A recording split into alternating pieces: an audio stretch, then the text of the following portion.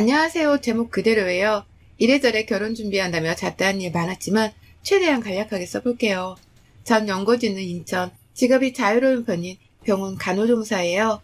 남친은 충남 거주 중 설비의 엔지니어, 나이는 둘 다 30대 중반입니다. 결혼을 앞두고 먼저 자리 잡기 위해 제가 충남으로 내려왔어요. 그게 벌써 5개월 전 일입니다. 남친은 어머니만 계시고 아버지는 10년 전 돌아가셨어요. 처음 시댁에 인사 갔을 때 어머니는 타지방에 계십니다. 그리고 애비 시어머니가 보험회사 팀장이세요. 인사 간 그날 처음 뵙는 자리에서 제 주민등록번호를 적어가시더군요. 처음에 너무 당황해서 남친을 쳐다봤지만 가만히 있는 남친 옆에서 어른 말을 무시하기도 그렇고 해서 주민등록번호만 알려드렸습니다. 저희 부모님과 저는 별로 친하지 않았어요. 왕래를 잘 안 하기도 합니다. 이걸로 남친 어머니가 우리 부모님을 자식한테 관심도 없는 사람으로 몰아가길래 그 후에 이걸로도 크게 싸웠습니다. 남친 월급에서 보험비가 100만원 정도 가량 나가는 걸로 알고 있어요. 저는 실비와 안보험에서 10만원 좀 안 내고 있어요. 그날도 나중에 저도 본인 엄마한테 보험 가입해야 한다고 얘기하길래 그 자리에선 일단 가만히 있었어요. 추후에 돌아오며 차에서 얘기했습니다. 우리 벌이에서 보험을 더 내는 건 아닌 것 같다 이랬더니 남친은 네가 벌어서 낼 것도 아니고 어차피 본인이 낼 건데 무슨 상관이냐며 얘기했었고요. 이런 이유로 처음 인사드리고 다녀와서 엄청 싸웠습니다. 그치만 어머니는 일이 보험 설계사니 나한테 물어볼 수도 있는 일이고 또 저를 마음에 안 들어하거나 결혼을 반대한 것도 아니니 그냥 넘어갔습니다. 상견례 때는 어머니가 타 지역에 계시기 때문에 저희가 있는 KTX역까지 오셔서 저희가 모시고 갔습니다. 가는 도중에 저희 아버지 일 얘기하시며 사업은 잘 되시니 차 몇 대 가지고 계시다며? 라고 노골적으로 물어보시더라고요. 아버지는 유조차 하세요. 저도 모른다고 얘기했고 기분은 나빴어요. 음식이 나오기도 전에 저희 부모님께 내가 있는 곳에서 결혼하면 우리 회사 올 사람 많지만 그건 좀 그렇고 옛날에는 신부 측 쪽에서 결혼했지 요새는 그런 거 없다. 결혼은 아들 회사 근처에서 할 것이고 주례는 안 할 거니 아버님이 이들을 위해서 한 말씀 해주시라. 날짜는 일요일은 예배가 있으니 안 하겠다. 일물 예단 아무것도 필요 없으니 서로 하지 말자. 라고 통보하시더군요. 이때도 너무 속상했지만 저희 부모님도 내색 안고 참으시기에 저도 그냥 넘어갔습니다. 그 이후 여기서부터 반지에게 서막이 시작됩니다. 상견례 후 다음날 애비 시어머니께서 다이아 반지를 해주시겠다고 전화 왔어요. 서로 하는 거 없기로 하자고 얘기가 끝난 상태여서 저는 거절했습니다. 부담스럽다고요. 근데 한사코 계속 얘기하시면서 내가 너 다이아 해줄 건데 아버지 사업은 어떠니? 아빠한테 말씀드려서 아빠 돈 없어지면 어쩔 수 없는데 우리 아들도 시계 같은 거 해달라고 말씀드려라. 이러시더라고요. 계속 거절해도 제 말은 듣지 않고 저 말만 반복하셔서 일단 여쭤본다 하고 끊었어요. 그 뒤로 이틀에 한 번씩 전화하셔서 계속 말씀하시더라고요. 남친한테 얘기했더니 그냥 안 하면 된다고 그렇게 말하고 중간에서 무슨 얘기를 했는지는 모르겠으나 나중에 남친 누나가 남친한테 그냥 내내하고 받으면 되는 건데 뭘 그렇게 엄마 마음 상하게 거절하냐? 라는 얘기를 하시더라고요. 그래서 그날도 싸웠습니다. 내가 어머님이 반지 준다는 거 거절한 게 아니다. 아빠한테 너 시계 해주라고 말하라는 게 싫은 거다 라고 하면서 싸웠습니다. 말씀을 드려야 하나 전전긍긍 하던 중에 엄마 아빠가 먼저 저희를 부르셨어요. 그래서 어머니가 하지 말자고는 말씀하셨지만 뭐 필요한 거 없으신지 말씀드리고 아빠가 예단 1000만원, 시계 500짜리 해주신다고 말씀하셨어요. 다이아 반지 맞추러 간 날 아무튼 그 얘기 애비 시어머니께 전달했고 애물 맞춰주신다는 게 본인 사시는 지역에 아는 가게가 있으니 저희 보고 내려오라고 하시더라고요. 애단비도 전달해드려야 하니 내려갔습니다. 도착해서 저녁에 애단함 전달해드렸어요. 근데 애비 시어머니께서 그 자리에서 아버지가 보낸 애단비 1000만원을 세시더라고요. 좀 당황했습니다. 이때 남친은 옆에서 네이버 검색해보면서 원래 봉채비는 다시 안 줘도 되네. 우리 엄마가 안 줘도 되는 건데 너 절반 딱 주려고 돈 세는 거다라고 얘기하는 겁니다. 이빨 반지 사건 가게에 갔는데 거의 어르신이 끼는 가락지가 많은 가게였어요. 이때만 해도 별 불만은 없었습니다. 저는 몰랐는데 저 맞춰주신다는 반지가 어머님이 끼시던 결혼 때 받으셨던 선부 다이아 리세팅해서 저 맞춰주시는 거였더라고요. 솔직히 좀 당황했어요. 다이아색이 노랗게 변했고 쓰던 거 물려주시는지는 몰랐거든요. 그리고 어머니 반지 되어 있던 금 녹이고 잠시 뒤에 주머니에서 어머니가 뭘 꺼내시는 거예요. 어머니 보험회사에서 받으신 반돈짜리 무슨 금이 있더라고요. 그것도 제 거에 녹이고 또 잠시 후에는 주머니에서 뭘 꺼내시는데 세상에 이빨이 어머니 금이 떨어진 걸 제 거에 녹이라고 하시더라고요. 그 사장님께서 한숨 쉬더니 이빨은 100% 금이 아니라서 쓰다 보면 금 성분이 없어서 녹일 수가 없다 하시면서 그냥 32,000원 현금으로 주셨습니다. 그 자리에서 솔직히 좀 불편했어요. 근데 갑자기 남친 반지도 맞춰주신다 하시더라고요. 커플링도 아닌데 남친은 커플링 중에서 남자 것만 해서 따로 맞춘다 하시더라고요. 제 거 말고요. 우리 아들 거는 입으로 해달라 했는데 사장님이 여기 반지 샘플에 있는 거는 3부짜리라서 입으로 하면 반지가 쭈그러들 수도 있다 라고 하셨습니다. 그래서 어머님이 그러면 최고 좋은 걸로 하고 크기도 높이고 우리 아들 최고 좋은 걸로 해달라고 그 얘기를 계속 하셨는데 솔직히 옆에서 서럽더라고요. 우리 부모님이라면 사위 될 사람 저렇게 대하지는 않으실 텐데 정말 속상했습니다. 결국 그날은 제 반지 50, 남친 반지 150 정도 나왔습니다. 거기다가 결혼식 전날 저희 집에서 자고 가신다고 하시더라고요. 15평 집인데 잘 곳이 없어서 원래는 누나네에서 자고 같이 오시는 줄 알았거든요. 누나네가 남친네랑 가까운 곳에 살아요. 그래서 제가 집에 오는 길에 나는 그러면 엄마 아빠네에서 자고 출발할게 라고 얘기했어요. 그랬더니 우리 엄마 마음 불편하게 왜 그러냐고 그리고 아직 일어나지도 않은 일을 가지고 벌써부터 짜증내지 말아라 스트레스 받는다 이런 얘기를 했습니다. 결정적인 사건은 일하고 있는데 카톡이 하나 오더라고요. 제가 가입한 적 없는 보험회사에서 제가 고객 등록이 되었다고요. 바로 고객센터 전화해서 자초지종을 설명을 들었습니다. 그 지역 설계사분 모르세요? 하는데 어머니 계신 지역이더라고요. 그때 어머니가 제 정보를 무단으로 등록했다는 걸 알았습니다. 일단 취소해달라고 삭제시켜달라고 하고 전화를 끊고 남친한테도 얘기를 했습니다. 남친이 얘기해본다고 하더라고요. 그러고 좀 있다가 바로 어머니한테 전화가 오더라고요. 네가 뭔데 보험 알지도 못하면서 그깟 9만 원 내는 거 제대로 돈 보험도 아닌데 내가 내 사이 보험도 알아서 다 해주는데 네가 뭔데 우리 아들 시켜서 나한테 전화를 하게 하냐? 이런 얘기를 하시더라고요. 그래서 최대한 정중히 제 보험은 제가 알아서 하겠다고 더 보험 들고 싶지 않다고 하고 대충 마무리 짓고 끊었어요. 그러고 나서 저녁에 얘기를 했습니다. 남친은 너 때문에 어머니가 잘릴 뻔한 거 겨우 심할서 쓰고 넘어갔다고. 사랑하는 사람을 낳아준 부모님에게 감사함이 없고 고부 갈등이 너무 심해져서 내가 어떻게 할 수 없다.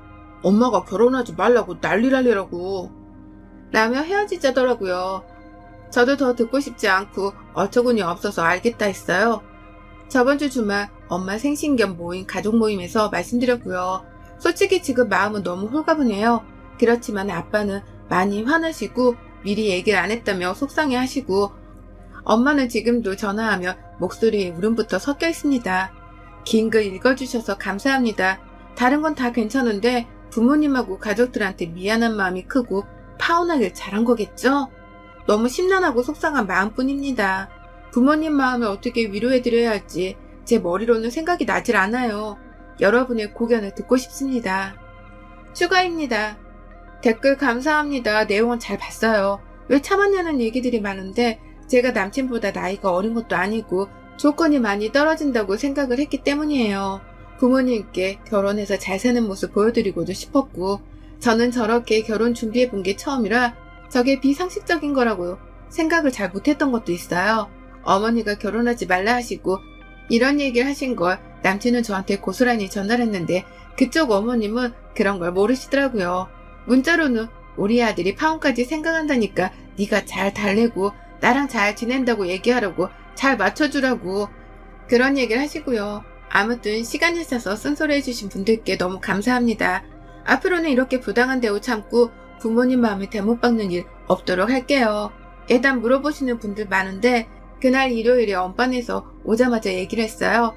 네가 나중에 어머님한테 돈 받고 나도 우리 아빠 돌려드려야 하니 500 먼저 주면 안 되겠냐 했더니 돈이 없어서 월요일에 은행 가서 예금을 깨고 준다더군요. 알겠다 했어요. 근데 한참을 핸드폰 하더니 한 3시간 정도 지난 후 계좌번호 물어보고 입금해 주더라고요. 받았고 아버지께 돌려드렸어요. 걱정해 주셔서 감사합니다. 바보 같던 내 자신을 반성하며 바보같이 사라질 때마다 읽으면서 반성할게요. 감사합니다, 여러분. 그리고 파혼당한 거라 답답하실 수 있는데 저도 다 따지고 제가 먼저 잘 생각해보라고 제안한 거예요. 난 네가 엄마랑 척지고 천륜을 끊게 하고 싶진 않다고. 너 없어도 행복할 수 있을 것 같은데 결혼하면 불행할 것 같다고요. 남친이 전날에는 다 네 말이 맞아서 자기가 미안하다고 할 말이 없다고 하더니 그 다음날 말 바꿔서 본인 엄마는 절 좋아하고 편하게 생각해서 그러는 건데 제가 어머니를 고깝게 생각해서 그런 거라고 하더라고요. 저도 더 들을 말 없어서 알겠다고 했고요. 고구마 먹여서 죄송해요. 여러분의 생각은 댓글로 남겨주세요. 오늘도 시청해주셔서 정말 감사합니다. 감사합니다. 안녕하세요. 저는 30대 초반의 여자이고 결혼한 지 11개월 된 새댁입니다. 저희 남편은 3대 독자에 어릴 적부터 부모님 사랑 듬뿍 먹고 자란 사람입니다.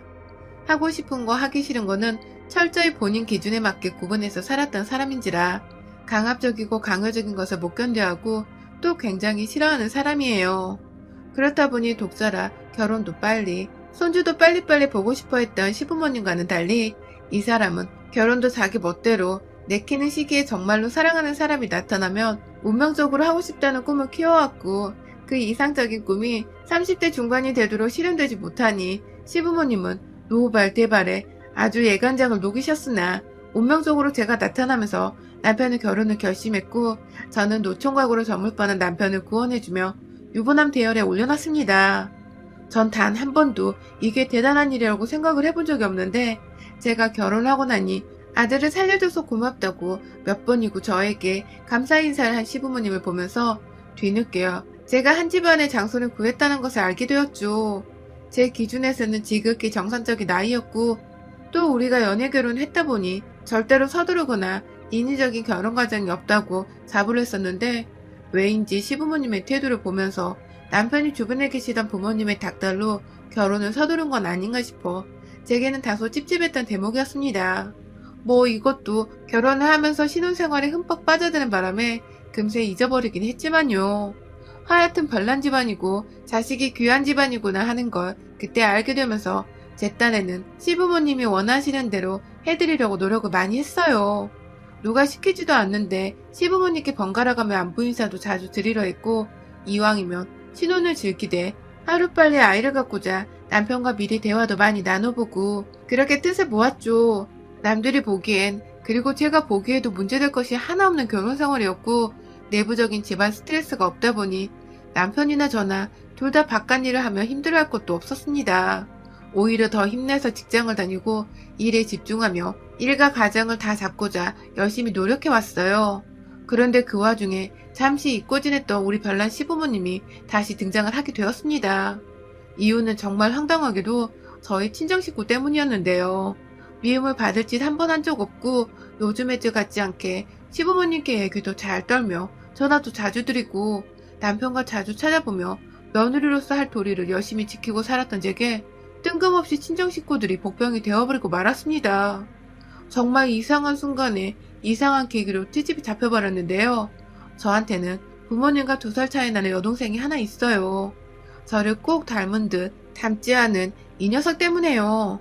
제 말이라며 늘 따르고 잘 듣던 착한 아이입니다.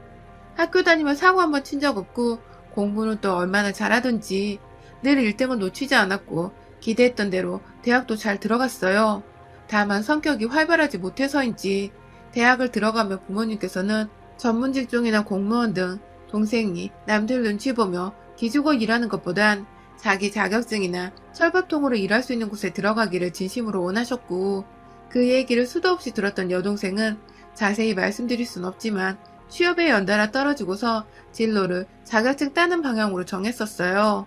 그래서 지금은 시험 준비에 돌입한 지 3년차가 되었습니다. 그런데요, 그냥 여동생이 하나 있고 명문대를 나왔던 것만 알고 있던 시부모님, 특히 시어머님은 제 여동생이 시험 공부를 하고 있는 지 3년차가 되었다는 얘기를 듣고는 소스라치게 싫어하셨어요.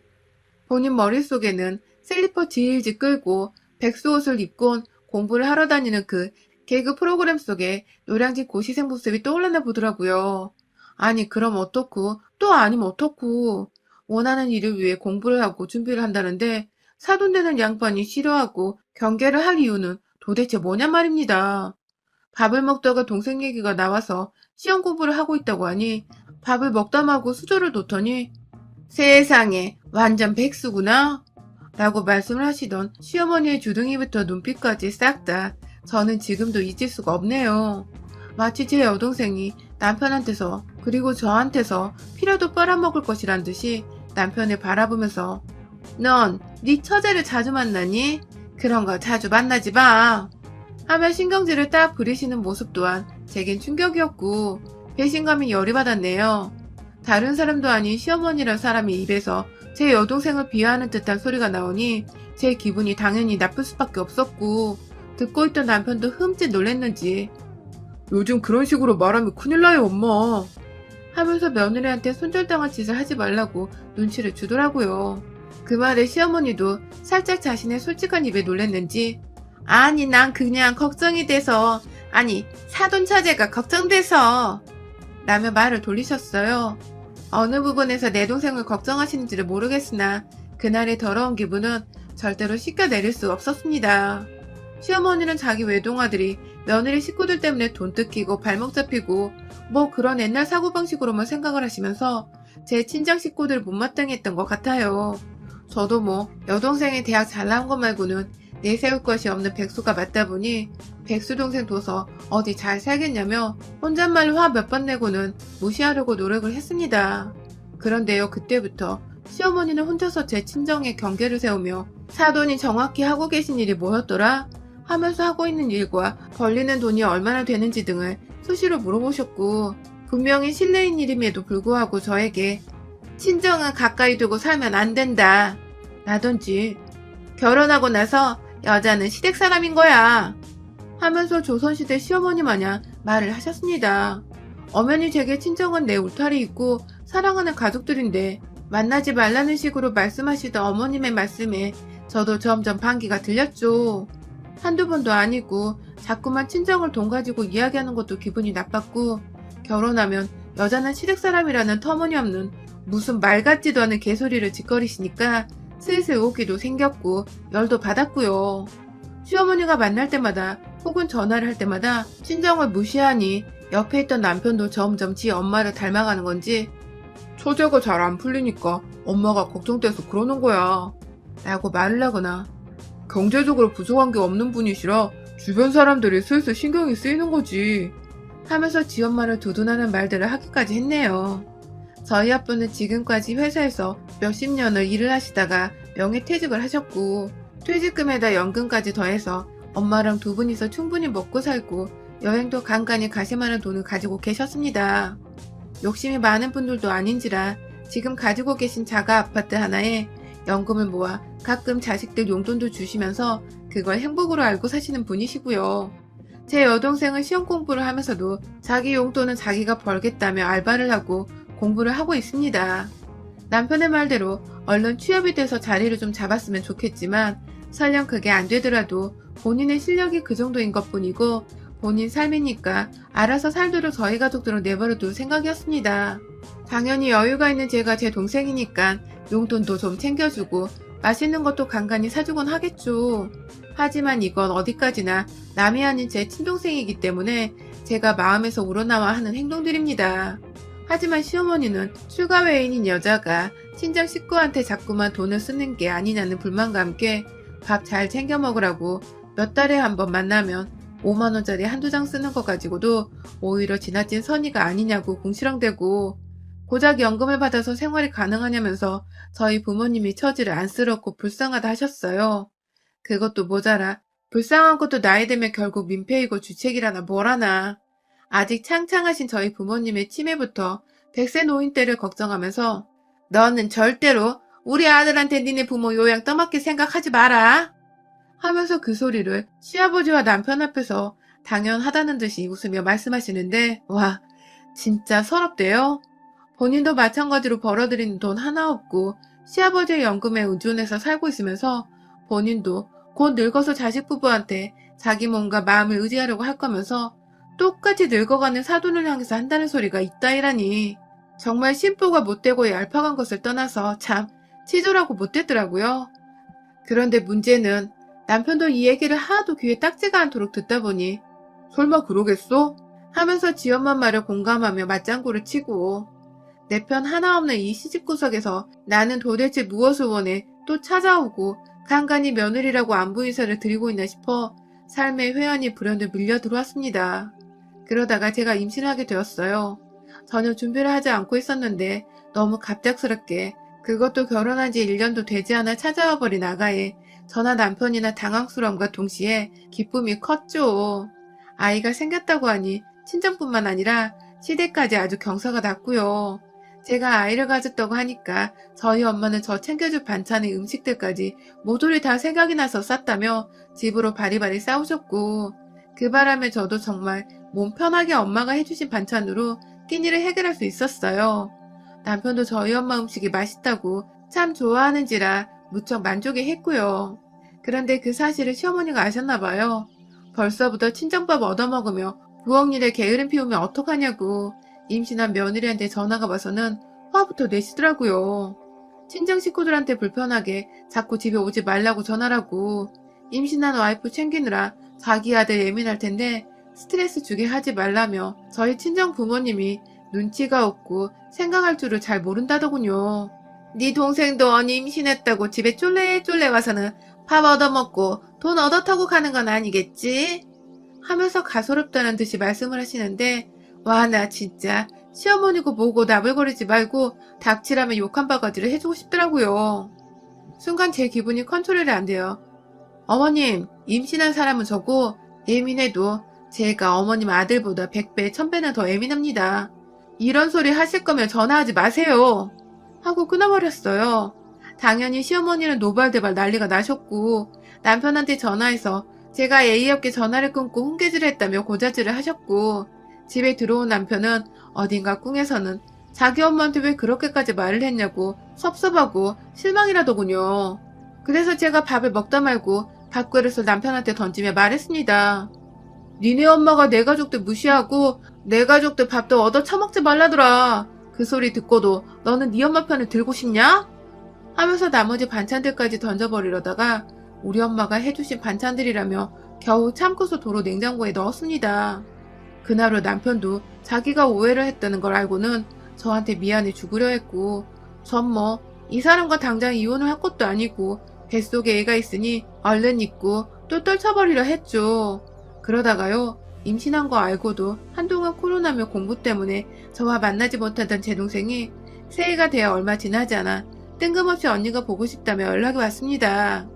힘든 걸 잘 표현하지도 못하고 살던 애가 언니가 보고 싶다고 연락을 해오니 걱정도 되고 너무 안쓰럽더라고요. 내 동생인데 내가 언니인데 더 챙겨주지 못했던 게 두고두고 미안해서 집으로 동생을 주말에 초대했어요.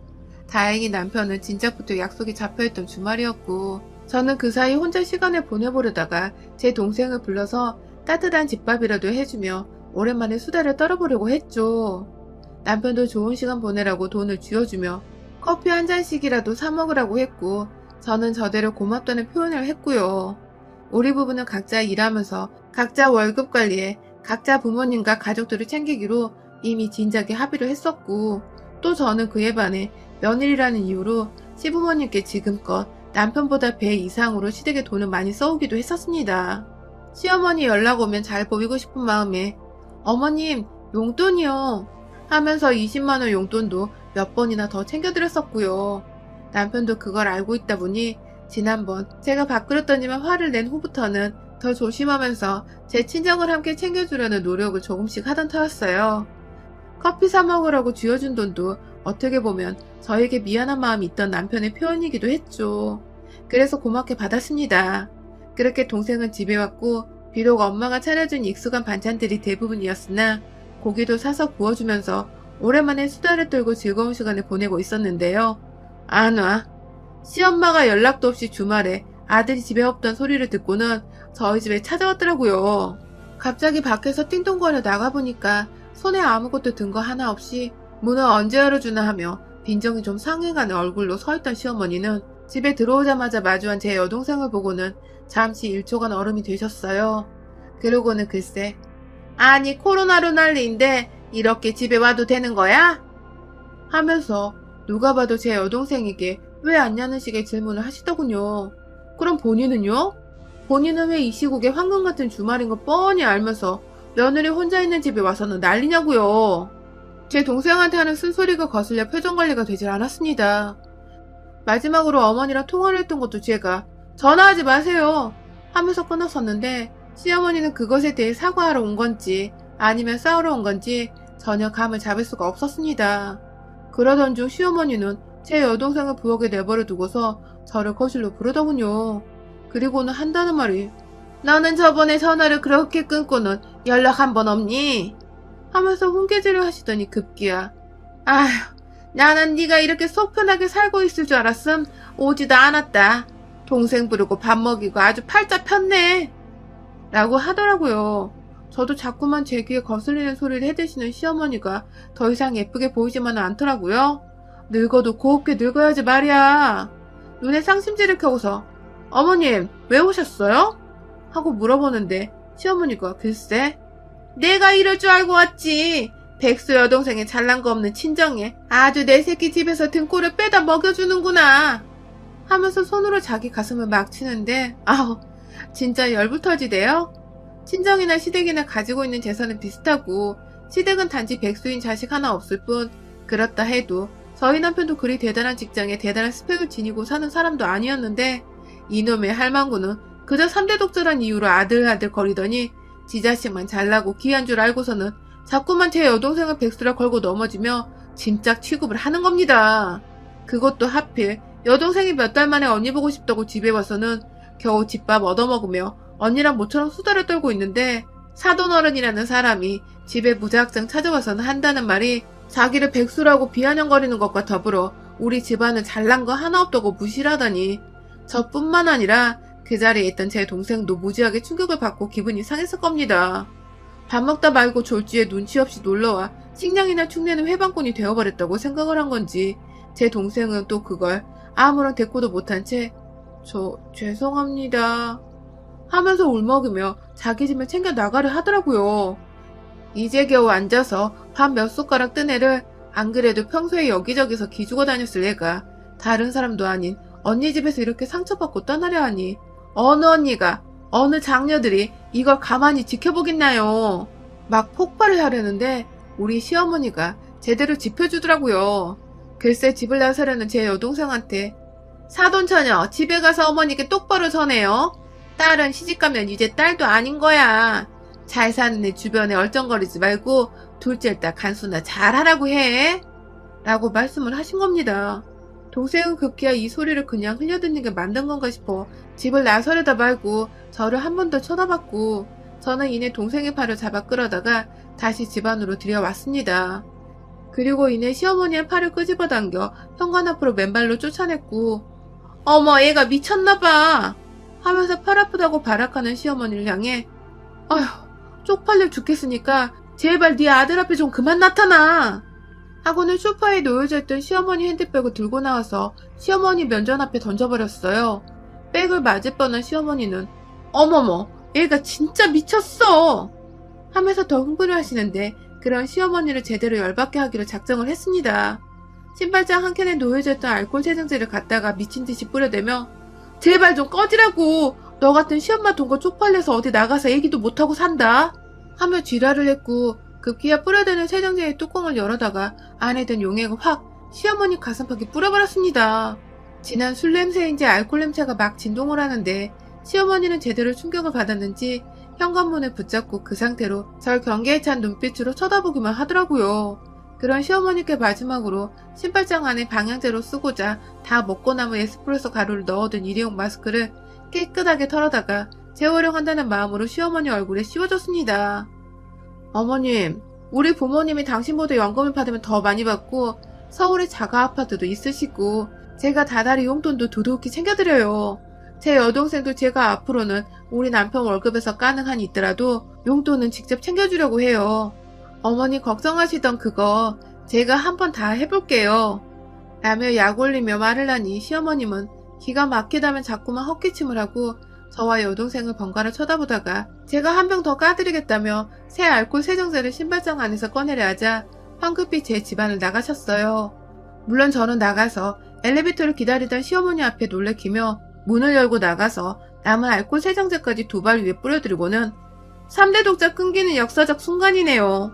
라고 하면서 제 새끼 얼굴 함부로 볼 생각 앞으로 안 하시는 게 좋을 거예요. 라고 말을 하며 시어머니를 급기야 비상구 계단 쪽으로 쫓아냈습니다. 그 후 시어머니는 제대로 충격을 받았는지 한동안 저한테 당한 일을 말도 안 꺼내시다가 뒤늦게야 남편한테 며느리가 쫓아내서 너네 집 더 이상 못 간다고 말씀을 하셨나 보더라고요.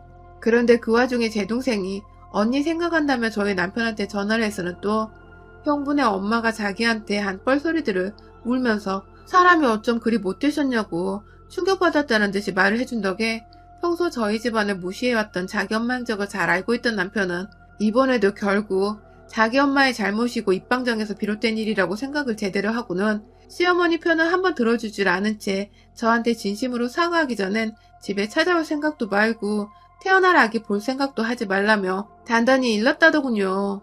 시어머니는 끝까지 자존심을 세워보려고 사과를 안 하다가 옆에서 자식 귀하다는 시아버지한테 열어 깨지고 아들한테도 완전히 무시를 당하니 이겨낼 재간이 없었던지 기어가는 목소리로 미안하다고 사과를 하려 한다며 전화를 해왔습니다. 저는 저희 동생 전화번호를 알려줘서 직접 동생한테도 사과를 하고 저희 부모님한테도 정식으로 사과를 하라고 재차 단호하게 말씀을 드렸고 결국 시어머니는 저희 친정 부모님과 동생한테 직접 집으로 찾아가 고개를 조아리고 사과를 하셨대요.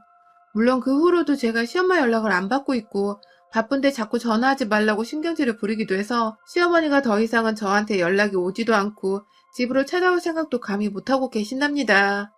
졸지에 자기 아들 피해 안 보게 하려고 지 아들만 귀하다는 식으로 사돈 우습게 알고 며느리 우습게 알았던 시어머니는 완전히 집안의 애물단지 여편네가 되어 어디서도 입을 함부로 놀리지 못하는 지경에 이르렀고요. 저는 저대로 퇴교하면서 속 시원히 흐뭇해하며 지내고 있습니다.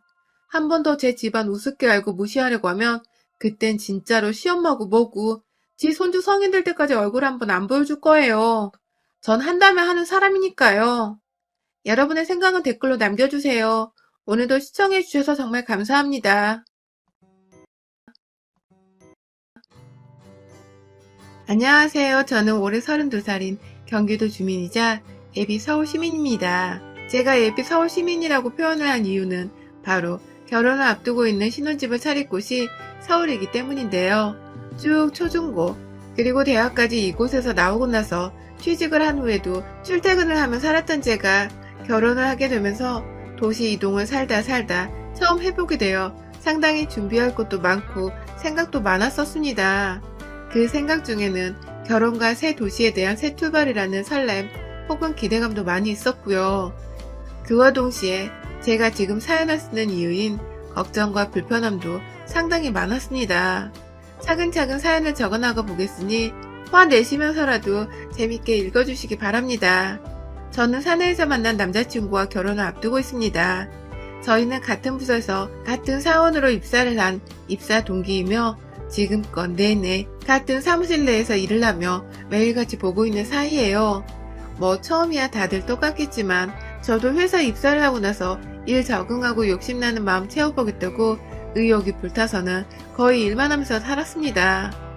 그러다가 입사 몇 년 차가 되어보니 여전히 일에 시달리는 현대판 노예 처지였지만 그럼에도 불구하고 조금씩 주변을 둘러보게 되더라고요. 모이는 돈으로 내가 좋아할 만한 옷도 사고 가방도 사고 차도 사고 출퇴근하는 거리가 너무 스트레스라서 초년생 치고는 부모님의 도움을 받아 자가용을 빨리 구매할 수 있었고 그 덕에 친구들 한두 명 태워다가 근교 드라이브를 나가며 나름의 재미와 취미생활을 해가며 즐겁게 지냈습니다. 부모님의 집에서 같이 사는 처지였다 보니 제가 따로 살림살이에 돈을 써야 할 일은 전혀 없었고요. 그렇기 때문에 지치로 왕창하며 살긴 살았지만 돈을 제법 모으기도 했었습니다. 저희 엄마랑 아빠는 두 분 모두 같은 직종에서 근무를 하시는 분들이셨고 나중에 은퇴 후 나올 연금도 두 분이서 함께 떠버린 데다가 지금 경기도 부근에 빌라 하나 지어놓고 월세를 받으면서 부업 겸 재테크를 두고 계시는 분들이셨기에 경제적으로 어려움은 전혀 없는 집안입니다. 저는 위로 오빠가 있는데 독신으로 살고자 하는 회사원이며 오빠가 부모님 빌라 관리부터 재테크 관리를 배워가면서 책임지고 있기 때문에 저는 거의 가족들 사랑만 먹고 사는 딸내미예요.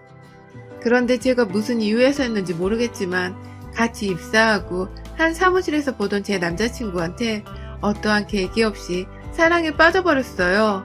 뭐 남녀가 눈 맞는데 무슨 특별한 계기가 있는 게 더 웃기겠지만 아무튼 정말 매일같이 보면서도 아무 감정이 없었는데 순간적으로 어?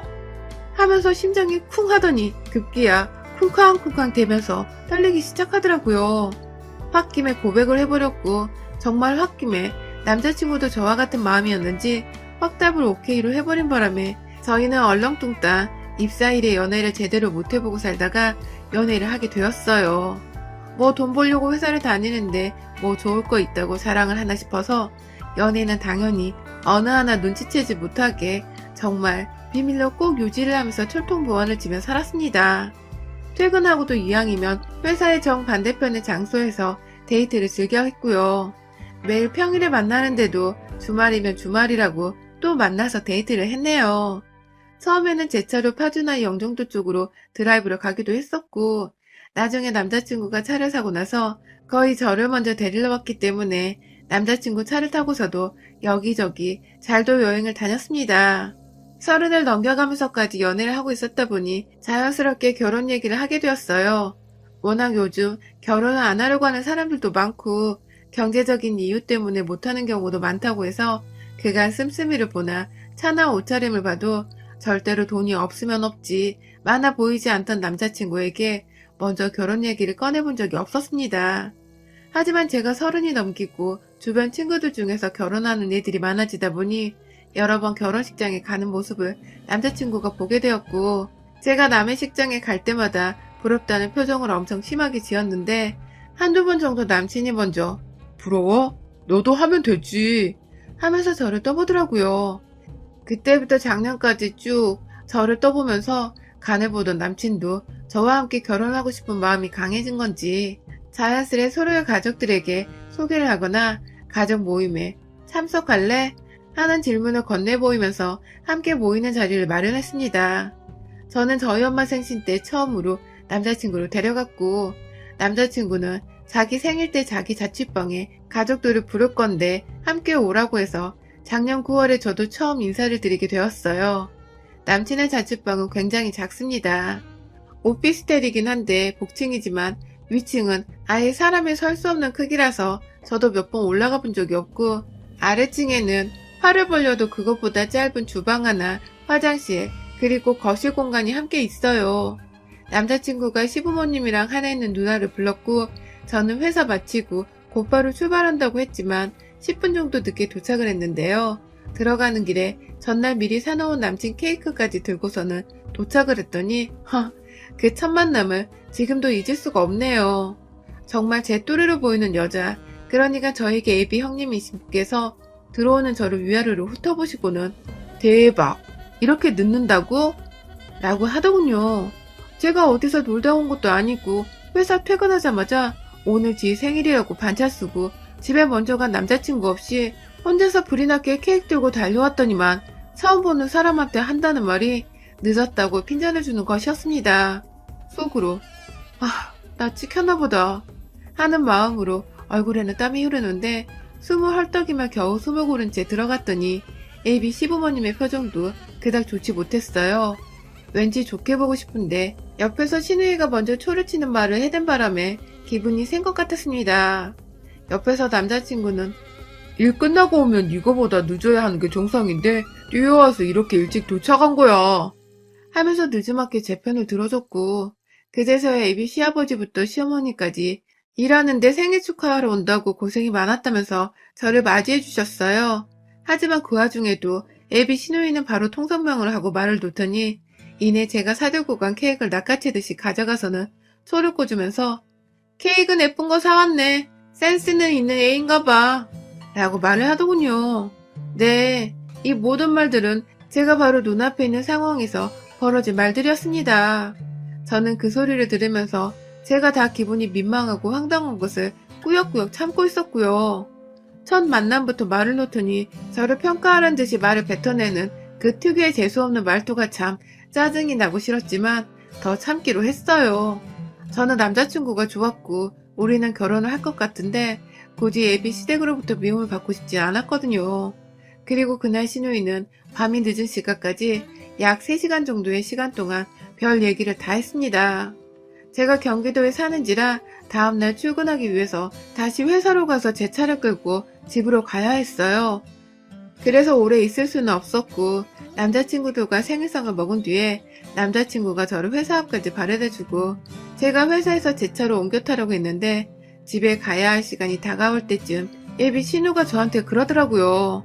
일도 하고 연애도 하고 두 마리 다 잡으려 하다가 하나 놓치면 큰일 난다고. 일을 그만두던지 연애를 그만두던지 하라고 말입니다. 자기는 평생 바쁜 동생을 잘 케어해 줄 수 있는 현모양처 같은 여자를 원했는데 딱 봐도 바빠 보이는 제가 그리 적절하지 않다는 것 같다면서 벌써부터 저한테 일을 그만둘 생각은 없냐고 물어보는데 정말 한숨이 턱 하고 나오더라고요.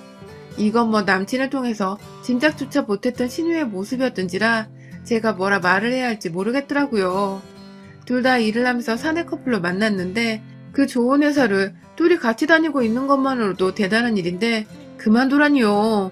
왜 자기 동생한테는 그만두고 제가 돈을 벌어올 테니 집에서 내조나 하라고 시키지 않고 저한테 그만두란 소리를 하는 건지 의아했습니다. 그날 저는 일만큼은 제가 정말 중요하게 여기는 것이라며 단호하게 일을 그만둘 일이 없다는 말을 했고 문제가 된다면 이건 나중에 결혼하고 나서 걱정을 해야 할 문제라면서 당장에 걱정할 문제가 아니라는 식으로 확실히 말을 했어요. 그 바람에 신우이의 표정이 좀 썩어가는 듯해 보이긴 했지만 뭐 상관없었습니다. 옆에서 부모님도 수긍하시는 듯 고개를 끄덕이고 계셨고 그 상황에서 자기 말에 대꾸를 했다며 기분 나빠하는 건 예비 신우밖에 없었으니까요. 굉장히 뭘 덜 닦은 듯한 기분이 드는 첫 만남을 끝으로 한동안은 가족들을 만날 일이 없다가 남편과 정식으로 결혼 얘기가 오고 가면 상견례를 준비하기 전에 두 번 더 시댁 식구들을 만나게 되었습니다. 시댁 식구들은 서울에 살고 계셨지만 저희 회사와는 거리가 상당히 먼 곳에 살고 계셔서 남편이 쭉 자취를 해왔는데요. 그때는 주말을 맞아서 작정하고 남편의 집으로 처음 찾아가 보게 되었습니다. 제가 사는 경기도에서도 거의 반대 방향 끝자락에 위치해 있었기 때문에 저는 약속 2시간 전에 혹시 몰라 제 차를 타고 출발을 했습니다. 집에 도착을 하고 나니 거의 정시간에 도착을 했더라고요. 마중 나온 남자친구의 도움을 받아 주차 자리에 주차를 했는데 거기가 생각보다 외진 골목이어서 차를 들여오기도 많이 힘들었고 또 남편네 집이 주차를 할 수 있는 공간이 딱히 없는 다세대 집이었기 때문에 자리가 비는 곳에 일단 주차를 해야만 했습니다. 한마디로 자리 주인이 나타나면 저는 언제든 자리를 비켜줘야 하는 상황이었고 제가 걱정을 하니 남자친구는 나는 평소에 매일같이 겪는 일이야 하면서 전혀 개의치를 않아 하더라고요. 그렇게 시댁에 들어갔는데 정말 처참했습니다. 식구가 넷인데 방이 2개뿐인 집이었는지라 아예 성별로 나눠서 어머님과 시누이 그리고 아버님과 남자친구가 방을 함께 쓰고 있었고요. 그마저도 방마다 남친은 남친대로 시누이는 시누이대로 옷이 너무 많아서 방 안에 한 면이 옷으로만 꽉 차 있어서 제대로 구경해볼 만한 인테리어나 뷰가 하나도 없었어요. 남자친구의 가정 형편이 좋지 못한 것을 알고는 있었지만 이 정도로 저희 집과 차이가 나고 열악한 모습을 직접 보고 나니 저도 제가 사람이라 그런지 정말 심란하더라고요. 바깥 제 차 걱정에 집안에서는 집 걱정에 최대한 놀라지 않은 척을 하려고 해맑게 웃으면서 인사를 드리고 자리에 앉아 그냥 어떻게 지냈었는지 일에 대해서도 이것저것 얘기를 나누면서 안부를 나눴습니다. 여기서 일 얘기는 시아버지가 자꾸 먼저 물어보셔서 제가 대답을 해드린 것이고요. 저는 가족들 안부를 여쭈면서 코로나 얘기 그리고 저희 부모님도 거의 조심하느라 집안에서 갇혀 지내는 정도라는 그런 정말 평범한 얘기를 드리고 있었습니다. 그런데 시누이는 저번과 달리 인사를 잘해줬는데 남자친구가 차 가져왔는데 주차할 곳이 마땅찮았어 하면서 제가 차를 가져왔던 소리를 했을 때부터 뭔가 뼈를 통하더니 시아버지의 질문에 대답을 하고 있는 제 얘기를 듣더니 아빠, 얘 혼자만 일해? 그 정도 고생은 누구나 다 해.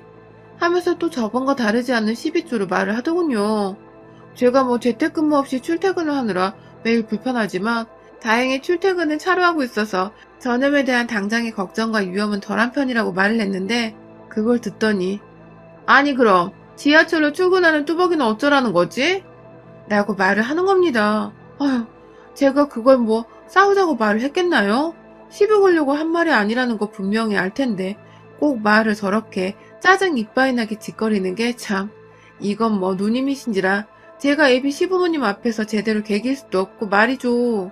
화내는 타이밍이나 짜증내는 정도를 봐서는 제가 더 좋은 직장을 다니고 있는 바쁜 사람인데다가 차까지 있다고 하니까 속이 뒤틀린 것 같았는데 이런 속이 좁은 사람인 거 눈치채고 나니 저도 슬슬 그냥 봐주기만 해서는 안 될 존재 같다고 느껴지더라고요.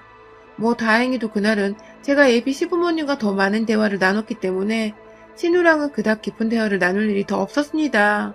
제가 중간중간 언니는 쉬는 날에 아무것도 안 하고 집에 있으세요? 하면서 살살 기분 나쁘라고 할 일 없냐는 식으로 말을 던져보기도 했고 결혼하는데 시부모님 두 분께만 잘 보이면 되는 거죠. 저희 부모님도 그 이상은 하지 말라고 하시니 제가 부모님께는 잘해드리겠습니다. 라면서 일부러 나한테 신우이나 안중에도 없는 사람이란 듯이 말을 하니 그게 또 기분이 나빴는지 한참 다 같이 얘기를 나눈 자리에 껴있다가 결국 방 안에 들어가 버리더라고요. 그렇게 두 번째 만남은 나름 제 속이 시원하게 끝이 났습니다. 그러나 세 번째 만남에서 사건이 터져버렸습니다. 정말 우연찮게 제가 저희 부모님 모시고 태릉 쪽으로 지나가다가 남친의 집을 살짝 지나치게 되었는데요. 그냥 지나가는 말로 저희 엄마가 남자친구를 불러보라 하더라고요. 저 바래다 주는 겸 저희 집에 몇 번 들어간 적도 있던 남자친구는 제 연락에 바로 집에서 뛰쳐나왔고 덩달아 나오면서 급기야 시어머니를 데리고 나오는 바람에 저희가 얼떨결에 상견례를 하는 와중에 먼저 남자친구의 집에서 상견례를 해보게 되었습니다.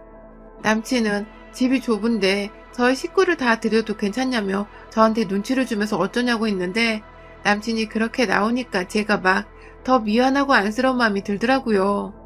그래서 우리 부모님은 평소로 사람 따지는 그런 무식한 분들이 아니라면서 당당하게 남친 집으로 데려갔고 가서 얼떨결에 시댁내 식구들 모두 저희 부모님을 마주하게 되었습니다.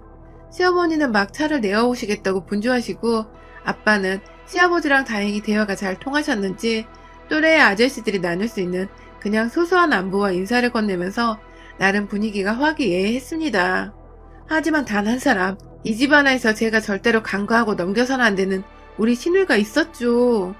시누이는 갑자기 집안에 들어왔다면서 저희 부모님이 집안에 들어오시는 때부터 인상을 잔뜩 찡그리시더니 다 같이 인사를 나누는 와중에도 방 안에 들어가 있다가 남편이 인사드리러 나오라고 하니 억지로 누가 멱살 잡고 끌고 나오기라도 하듯이 불편하게 나와서는 시골에서 먼 걸음 하셨네요.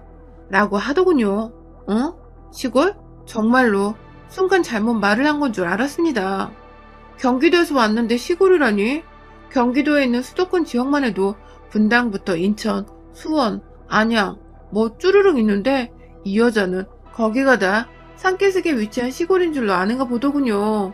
순간 아빠는 귀엽다는 듯이 허허거리며 웃기만 하셨고 엄마는 네, 저희가 먼 곳에서 왔네요 하면서 웃어넘기려고 하는데 시누이가 자리 잡고 앉아서는 오는데 기차 타고 오셨어요? 라고 하더군요. 그때부터 뭔가 저희 부모님도 이게 농담인지 진심인지 뭔지 받아들이기 힘드셨는지 웃음기를 살짝씩 뺀 채로 제 차로 운전을 해서 왔다고 말씀을 하셨고요. 애비 신우는 너무 멀리 사시던 거 아니냐고, 서울에 좀 사시라고, 우리 부모님도 집에 초대를 해야 하지 않겠냐고 껄껄거리면서 말하더라고요. 무작정 자기 집에 온 게 부담스럽다는 말과 동시에 똑같이 우리도 너네 집에 초대받고 싶다는 것을 은연중 표현한 것 같은데 시누이는 어색한 분위기 속에서 아랑곳하지 않고서 이야, 경기도 사시는 분들이 딸내미가 차 사는데도 가만히 계세요? 저였으면 주먹으로 머리 한 대를 콱 쥐어박았을 거예요. 라면서 또 하하호호 아주 신이 났더군요. 제가 시누이를 보면서 그 차는 내가 산 게 아니라 우리 부모님이 사준 거고 경기도인데 우리 부모님은 각자 차도 가지고 계시다며 한마디를 해주려고 했지만 옆에서 지 누나가 왜 저러나 싶어서 안절부절 못하고 있는 남자친구의 얼굴이 너무 불쌍해 보여서 참 거지 같은 장녀를 둔 집안이구나 하는 가벼운 마음을 먹은 채 대충 넘어가 보려 했습니다. 하지만 이내 신우는 저희 엄마가 받아 마시고 있던 차와 파리바게트에서 사온 것 같은 잘린 빵 조각이 그렇게 아쉬웠는지 급기야 혼자서 속닥거린다면서 아휴 아까워 죽겠네 정말 이라고 깊은 한숨을 쉬면서 말하더라고요. 그 바람에 엄마는 먹고 있던 사람이 자기뿐이었던지라 어머 몰랐어요. 주신 건데 안 먹는 것도 예의가 아닌 것 같아서 하면서 민망한 듯 당황하시며 말을 하셨고 신우는 아니에요 라고는 말했지만 완전히 또 썩어 문드러진 표정을 지으면서 고개를 까딱거렸습니다. 끝까지 자기가 의도적으로 한 말이 아니었다며 변명이라든지 사과는 안 하더라고요. 와 진짜 제가 바로 앞에 남편만 아니었으면 저걸 확 엎어버릴까 싶어 속에서 얼마나 갈등했는지 몰라요. 엄마는 이미 그 자리가 불편해지셨고 아빠도 아빠대로 엄마의 표정을 읽고는 자리가 불편하다며 그만 대화를 나눠도 된다는 생각을 하셨는지 자리에서 일어나려고 하셨습니다. 그리고 저는 그만 가는 게 좋겠다며 나갈 채비를 하는데 뒤에서 신우이가 저를 조용히 부르더라고요. 그리고는 한다는 말이 너네 부모님 없는 척 안 하려고 예 쓴다. 나더군요.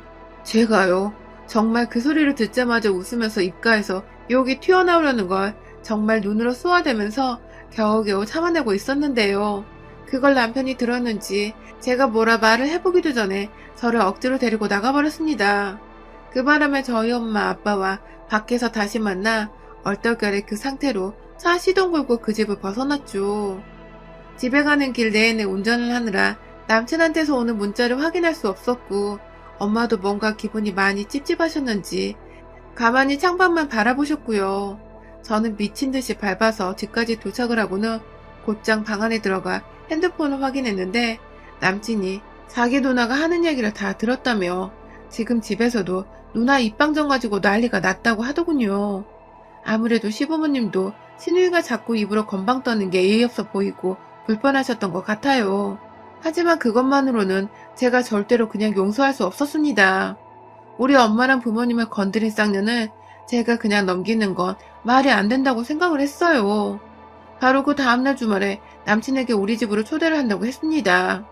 엄마가 무조건 원하시는 거니까 꼭 집으로 데려오라고 말을 했고요. 저는 그 일주일 사이 동안 부모님께 아무것도 준비하지 말라고 한 뒤 혼자서 케이터링 예약을 마쳤습니다. 집은 평소대로 엄마가 꾸며놓으신 것 자체가 너무 아름다웠던지라 별다른 것을 할 게 없었고요. 주말 오후에 남친의 차를 타고 저희 집으로 넘어오는 신우이가 자꾸만 상상이 되기 시작했어요. 제가 신우집 쪽으로 가던 길에 하나 볼 수 없었던 주상복합단지가 우리 동네에 있는 저희 집을 포함해서 수두룩하게 있었으니까요. 이래도 경기도가 시골 아니냐는 무식한 소리를 계속 할 수 있는지 우리 부모님이 없는 척 안 들키려고 애쓴다는 싹수 없는 소리를 해댈 수 있는지를 정말 보고 싶었습니다. 집 앞에 도착했다는 남자친구는 경비분의 도움을 받아 건물 지하 주차장으로 들어갔어요. 저는 마중 나간다고 지하로 내려가 그분들을 맞이했고요.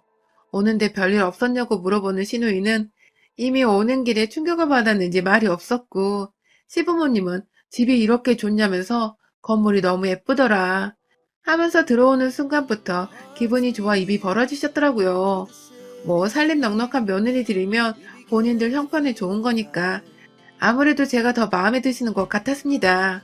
그렇게 24층에 위치한 저희 집으로 쭉 올라가서 문을 여는 순간 안에서 준비한 케이터링 음식들 냄새가 맛있게 풍겨나왔어요.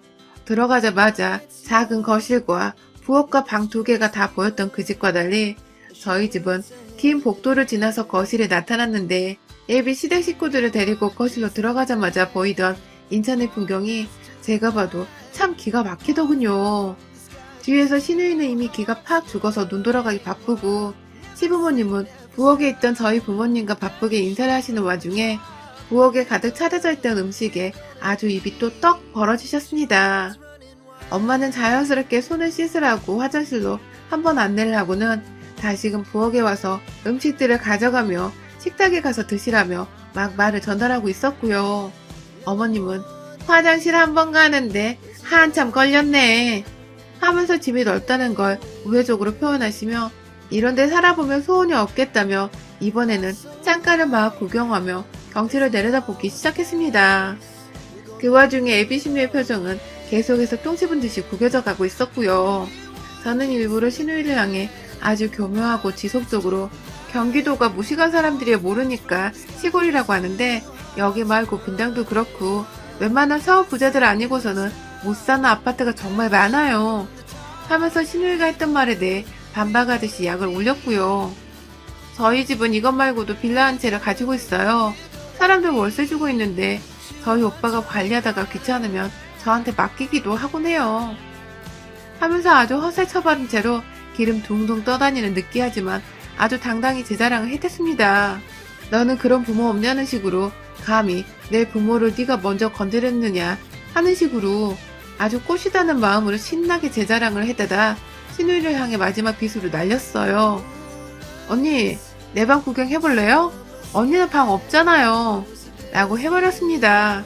그러자 계속해서 부잣집 안에서 기죽어 있다가 자기 부모님은 사돈 잘 만난 것 같다고 조언만 하고 있고 남동생은 저한테 더욱 껌뻑 죽어서 해볼래 하고 있는 와중에 자기 혼자 기가 퍽 죽어있는데 제가 지방 없는 곳까지 약 올리며 방으로 오라 하니 신우이도 씩씩거리면서 저한테 뭐라 말하라는지 제 방으로 들어왔는데요.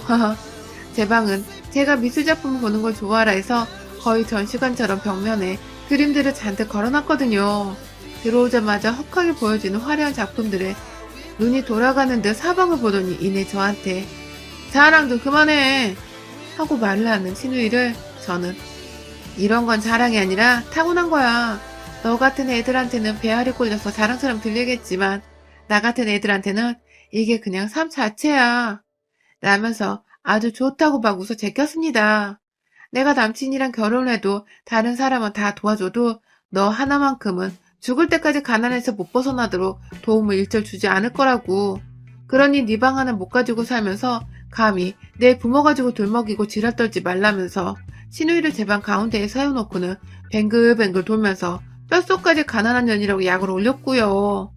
급기야 밖에서 저희 엄마가 밥 먹자고 부르길래 가봐.